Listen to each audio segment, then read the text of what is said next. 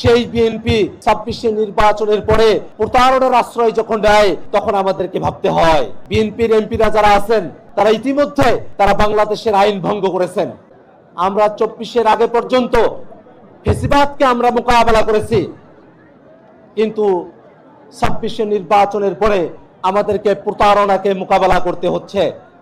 কারণ এমন একটা সরকার ক্ষমতায় এসেছে, এমন একটা দল ক্ষমতায় এসেছে, সেই বিএনপির সাথে 24 5 আগস্ট পর্যন্ত কাঁধে কাঁধ মিলিয়ে একই রাজপথে আমরা আন্দোলন করেছি, একসাথে আমরা রক্তাক্ত হয়েছি, একই সাথে আমরা জেল খেটেছি, একই সাথে আমরা রাজপথের সিদ্ধান্তগুলো আমরা গ্রহণ করেছি।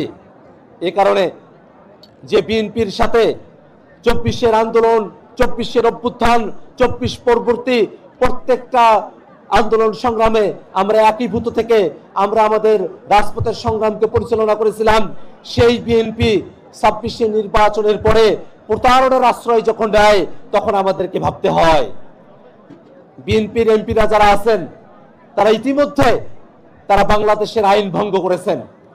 জুলাই সনদ বাস্তবায়ন যে আদেশ, সে আদেশ তারা লঙ্ঘন করেছেন। তারা সংবিধান সংস্কার পরিষদের সদস্য হিসেবে শপথ না নেওয়ার মধ্য দিয়ে বিএনপির এমপিরা বাংলাদেশের আইন লঙ্ঘন করার কাজটা তারা শুরু করেছেন।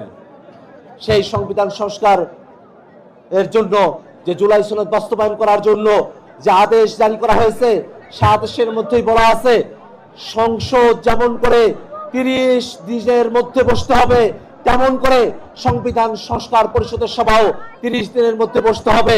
কিন্তু যে রাষ্ট্রপতি সংসদের অধিবেশন আহ্বান করেছেন, তারই উচিত ছিল সংস্কার পরিষদের জন্য অধিবেশন আহ্বান করা।